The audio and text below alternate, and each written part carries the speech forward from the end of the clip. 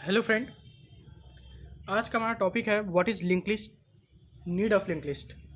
हमें link list की ज़रूरत पड़ी ही क्यों। सबसे पहले हम ये पढ़ेंगे why link list, link list की हमें ज़रूरत क्यों पड़ी।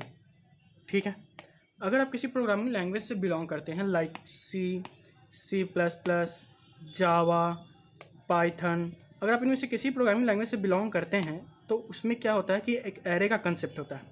ठीक है, एरे एक्चुअली होता क्या है कि वो एक कंटिन्यूअस मेमोरी ब्लॉक होता है जिसमें आप क्या करते हैं, आप अपने डेटा को स्टोर करते हैं। सपोज डैट कि अगर आपको 10 नंबर स्टोर करने हैं, ठीक है, तो आप क्या करते थे, 10 साइज़ का मेमोरी ब्लॉक क्रिएट करते थे। ठीक है, मैं रफली कर रहा हूँ 0 से लेकर 9 तक। आप क्या करते थे, 10 साइज़ का मेमोरी ब्लॉक क्रिएट करते थे और उसमें आप अपने डेटा को स्टोर कर देते थे। ठीक है, ये आप एरे में करते थे और एरे क्या होता था, कंटिन्यूअस होता था। ठीक है, कंटिन्यूअस मेमोरी ब्लॉक होता था। लेकिन अगर आपने नोटिस की हो तो क्या आपको ये स्टार्टिंग में पता होता है कि मतलब जब मेरा प्रोग्राम रन करेगा तो मेरे पास कितने डेटा आएंगे। क्या आपने कभी ये नोटिस किया?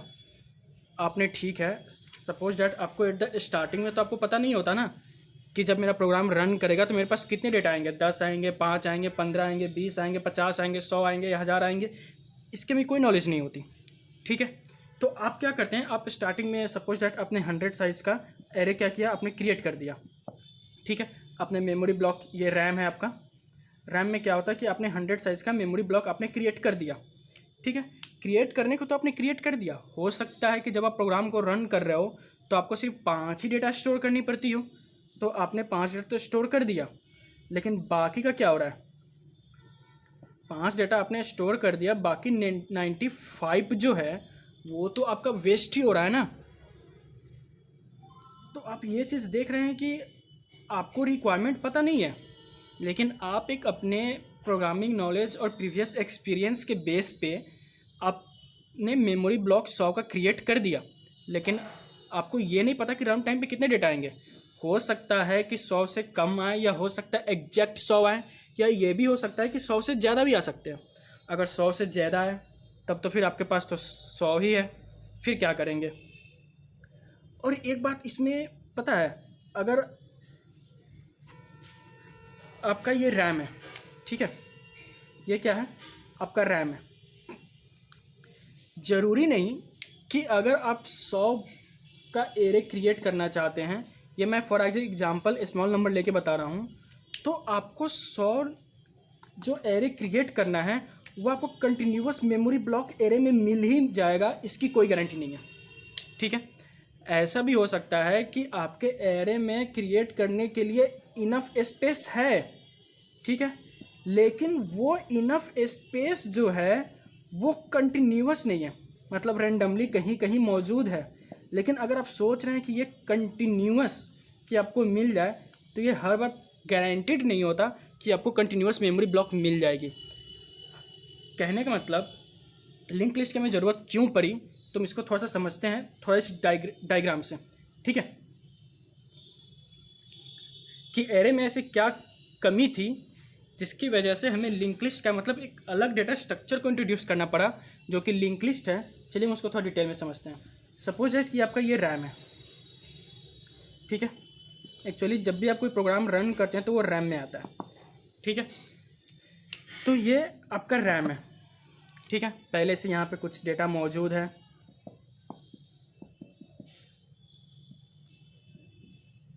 पहले से कुछ डेटा यहाँ पे आपका मौजूद है, जैसे कि आप देख रहे हैं।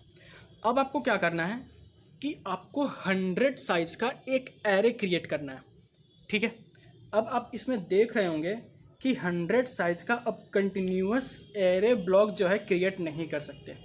लेकिन अगर आप नोटिस करें तो आपके पास ये स्पेस है, ये स्पेस है, ये स्पेस है, ये स्पेस है, ये स्पेस है, जो आपके 100 ब्लॉक को रिक्वायरमेंट्स को पूरा तो कर सकता है, लेकिन ये कंटिन्यूअस मेमोरी ब्लॉक नहीं है। तो एक्चुअली हमारे पास जगह तो है, मेमोरी तो है, लेकिन हम उसे यूटिलाइजेशन नहीं कर पा रहे हैं। तो यहाँ पे नया डेटा स्ट्रक्चर का इंट्रोडक्शन हुआ, और वो डेटा स्ट्रक्चर जो है वो लिंक लिस्ट है। ठीक है, कि आपको जगह है तो आप क्या कीजिए, एक्चुअली लिंक लिस्ट में होता क्या है, आइए हम उसे समझते हैं। आपको ये समझ में आ गया होगा कि लिंक लिस्ट की हमें आवश्यकता क्यों पड़ी, नया डेटा स्ट्रक्चर को इंट्रोड्यूस करने की ज़रूरत ही क्यों पड़ी, आपको ये समझ में आ गया होगा। तो देखिए एक्चुअली होता क्या है कि आपने प्रोग्राम रन किया, आपको ये नहीं पता होता कि आपको कितने डेटा आएंगे या नहीं आएंगे, ये आपको नहीं पता, ये रन टाइम पे डिसाइड होगा। तो एक्चुअली होता क्या है कि सपोज डैट कि आपके पास डेटा आया 5 रन टाइम पे, पहले 5 आया, आपने क्या किया, मेमोरी जहाँ मिली वहाँ पे क्रिएट किया और 5 को स्टोर कर दिया। सपोज डैट मेमोरी आपको यहाँ मिल गई। सपोज डैट नेक्स्ट आपका 5 के बाद डेटा आता है 10, सब आपको 10 यहाँ मिल गया, आपने मेमोरी पे यहाँ स्टोर कर दी। लेकिन भैया सवाल अब ये उठता है कि पहले तो एरे में हमारी कंटिन्यूअस मेमोरी ब्लॉक थी, तो हम उसको क्या करते थे, इंडेक्सिंग से आप उसको एक्सेस कर लेते थे। लेकिन अब मैं इससे फिर इसको कैसे एक्सेस करूँगा? तो एक्चुअली सी या C++ जब आप पढ़ेंगे तो उसमें होती थी किसकी कंसेप्ट, एक पॉइंटर की कंसेप्ट होती थी, ठीक है। और अगर आप जावा या पाइथन से बिलोंग करते हैं तो यहाँ पे रेफरेंस की कंसेप्ट होती है। तो एक्चुअली क्या होता है कि इस मेमोरी ब्लॉक का जो एड्रेस है ना, यहाँ पे एक एक्स्ट्रा बनाया जाता है मेमोरी ब्लॉक स्पेस, और ये क्या करता है, ये इस मेमोरी ब्लॉक का एड्रेस स्टोर करता है। तो अगर आप इस एड्रेस पे हैं, इस ब्लॉक पे हैं, तो आप इस ब्लॉक से इस ब्लॉक पे इस मेमोरी एड्रेस की सहायता से आप पहुंच सकते हैं। सपोज डैट कि आपके पास एक और डेटा आया 15, आप 15 आपको यहाँ पे मिल गया मेमोरी, ठीक है, आपने 15 यहाँ पे किया और ये फिर इसको पॉइंट करेगा। फिर अगर सपोज आपको 20 आया, 20 को स्टोर करना है, 20 में भी आपको यहाँ मिल जाए, तो फिर ये इसको पॉइंट ऐसे करेगा।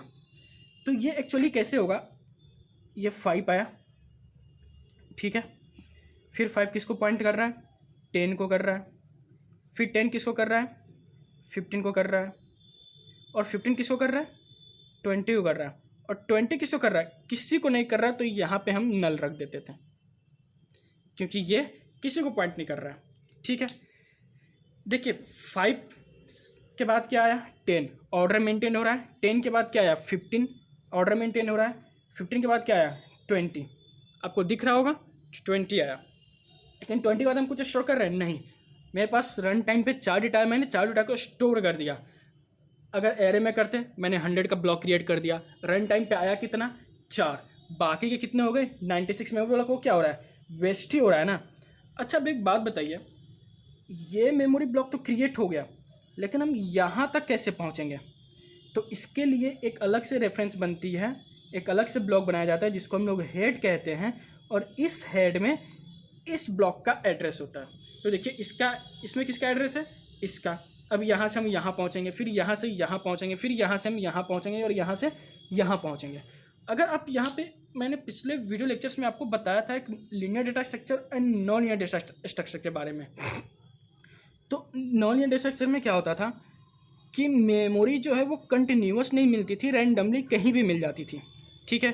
तो यहाँ पे देखिए रैंडमली कहीं भी मिल रही है, लेकिन अगर एक्सेसिंग सीक्वेंस के अकॉर्डिंग देखें तो यहाँ पर क्या हो रहा है, लीनियर जैसे शो कर रहा है। अभी मैं आपको अच्छे से समझाता हूँ, 1 मिनट। एरे में क्या होता था, ये सिक्वेंशियली होता था, ठीक है। मैंने 5 स्टोर कर दिया, 10 स्टोर कर दिया, 15 कर दिया और 20 कर दिया, 0 1 2 3। ये आपको इंडेक्स अकॉर्डिंग आप एक्सेस करते हैं। लिंक लिस्ट में क्या हुआ, एक हेड नाम का पॉइंटर आया, ये आपको पहले किसको पॉइंट करता है, 5 को, फिर 5 किसको कर रहा है, 10 को, 10 किसको कर रहा है, 15 को, और 15 किसको कर रहा है, 20 को, और 20 किसको कर रहा है, किसी को नहीं। तो ये आप देखिए, क्या ये आपको एक्सेसिंग सीक्वेंस के अकॉर्डिंग नहीं लग रही? तो ये जो है अगर एक्सेस के अकॉर्डिंग देखें तो ये आपका क्या है, लीनियर डेटा स्ट्रक्चर। और अगर आप उसको रैम में अगर स्टोरेज के अकॉर्डिंग देखें तो नॉन लीनियर है, लेकिन हम लोग इसको रखते हैं किस में है, लीनियर डेटा स्ट्रक्चर में। हम इसको एक्सेस के अकॉर्डिंग देखते हैं। तो ये है हमारा link list. Link list actually है क्या, इसमें एक नोड होती है, ठीक है।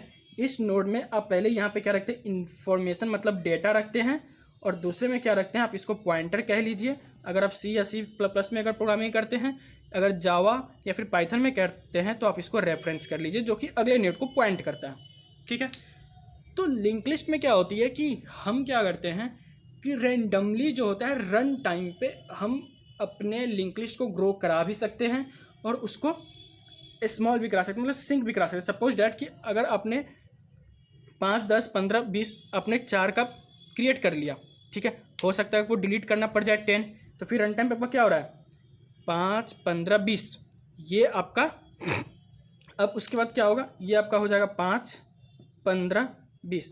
ये रन टाइम पे आपका श्रिंक भी हो रहा है, और रन टाइम पे आप चाहें तो कितना भी एलिमेंट इसमें रख सकते हैं आपके अकॉर्डिंग के अनुसार। आपका इसमें क्या होगा, एलिमेंट जो है, डेटा जो आपका ऐड होते जाएगा। यहाँ पे आपका मेमोरी वेस्टेज का जो प्रॉब्लम थी, जो एरे में थी, वो यहाँ पे नहीं आ रही है। लेकिन सबसे ज़्यादा ज़रूरत क्यों पड़ी एक्चुअली, वो ये है कि मेमोरी में, मतलब रैम में, आपके पास स्पेस तो है, लेकिन आपके पास कंटिन्यूअस मेमोरी ब्लॉक नहीं है। जो मैंने कुछ देर पहले आपको अभी बताया, वो मेन ड्रॉबैक है एरे का, ठीक है। अगर एरे है तो एरे का मेन ड्रॉबैक ये है कि कंटिन्यूअस मेमोरी ब्लॉक ज़रूरी नहीं है कि आपको हर बार रैम में मिल ही जाएगी, लेकिन रैम में आपके पास उस डेटा को स्टोर करने के लिए सफिशिएंट मेमोरी है, लेकिन कंटिन्यूअसली नहीं है। इसलिए हमें किसकी ज़रूरत पड़ी, लिंक लिस्ट डेटा स्ट्रक्चर की ज़रूरत पड़ी। आई होप कि आपको ये समझ में आ रहा होगा कि लिंक लिस्ट की हमें ज़रूरत क्यों पड़ी, ठीक है। आपको ये समझ में आ गया कि लिंक लिस्ट की ज़रूरत क्यों पड़ी। लिंक लिस्ट क्या है, तो लिंक लिस्ट एक नोड है, ठीक है। पहला क्या है, एक नोड है, उसमें क्या होती है कि एक डेटा का इन्फॉर्मेशन रखते हैं, और दूसरे में क्या करते हैं कि आप पॉइंटर, मतलब दूसरे ब्लॉक का एड्रेस स्टोर करते हैं, ठीक है। और इस पहले वाले नोड को पॉइंट करने के लिए एक हेड का कंसेप्ट आता है, जो कि हेड पहले नोड को पॉइंट करता है, फिर इसका एड्रेस इसको पॉइंट करता है, फिर इसका इसको, फिर इसको। तो इस तरीके से आपको समझ में आ रहा होगा कि ये एक लीनियर एक्सेस क्रिएट हो रहा है, ठीक है। तो आई होप कि आपको ये समझ में आया होगा कि लिंक लिस्ट क्या है और लिंक लिस्ट की हमें नीड क्यों पड़ी। आपको ये अच्छे से समझ में आया होगा, ठीक है। ओके, अब समझते हैं कि लिंक लिस्ट कितने तरह के होते हैं। लिंक लिस्ट वैसे बहुत सारे होते हैं। हम इस सिलेबस में क्या क्या डिस्कस करेंगे, तो मैं बता देता हूँ। सिंगली लिंक लिस्ट, उसके बाद आएगा डबली लिंक लिस्ट,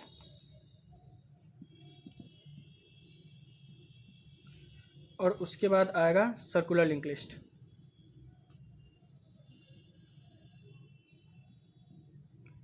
तो हम इस तीनों पे डिस्कस करेंगे। सबसे पहले हम क्या पढ़ेंगे, सिंगली लिंक लिस्ट। अच्छा, चलिए मैं एक रियल वर्ल्ड एग्जांपल से समझते हैं कि जैसे कि कुछ दिन पहले ही मैंने जब आपको पढ़ाया था where data structure and algorithm is used. अगर आपने वो वीडियो लेक्चर देखा हो तो उसमें मैंने आपको बताया था क्या कि लिंक लिस्ट हम रियल वर्ल्ड में कहाँ यूज़ करते हैं। सपोज दैट कि आपने कोई प्लेलिस्ट क्रिएट की, ठीक है। अगर आप यूट्यूब चलाते हैं, या फिर आप ऐसे समझ लीजिए कि अगर आप कोई सॉन्ग क्रिएट कर रहे हैं, ठीक है, सॉन्ग की प्लेलिस्ट चल रही है, ठीक है। तो आपको ये तो पता नहीं होता ना कि हमें कितने सॉन्ग उस प्लेलिस्ट में ऐड करने हैं। क्या आपको ये पता होता है कि इस प्लेलिस्ट में मुझे अभी कितने सॉन्ग ऐड करने हैं? हो सकता है मुझे अभी 10 करने, लेकिन फ्यूचर में और भी तो ऐड हो सकते हैं। तो फिर क्या भैया, अगर मैं सपोज दैट अभी मैं क्या करता हूँ कि एरे से करके 50 तक करके एरे ब्लॉक क्रिएट कर देता हूँ, और मैं अभी, ठीक है, अभी मेरे पास 25 है, मैंने 25 जो एरे है मैंने उसको स्टोर कर दिया, मतलब 25 सॉन्ग के जो लिस्ट है मैंने उस एरे में स्टोर कर दिया, बाकी 25 बच गए फ्यूचर पर्पज़ के लिए। चलिए ठीक है, फ्यूचर में भी आपका 25 सॉन्ग जो है आया, आपने उसको एरे में स्टोर कर दिया, 50 ब्लॉक फुल हो गए। अगर फ्यूचर में आपके पास और आते हैं तो फिर क्या करेंगे? फ्यूचर में आपको ये भी हो सकता है कि अगर आपको कुछ डिलीट करना पड़ जाए,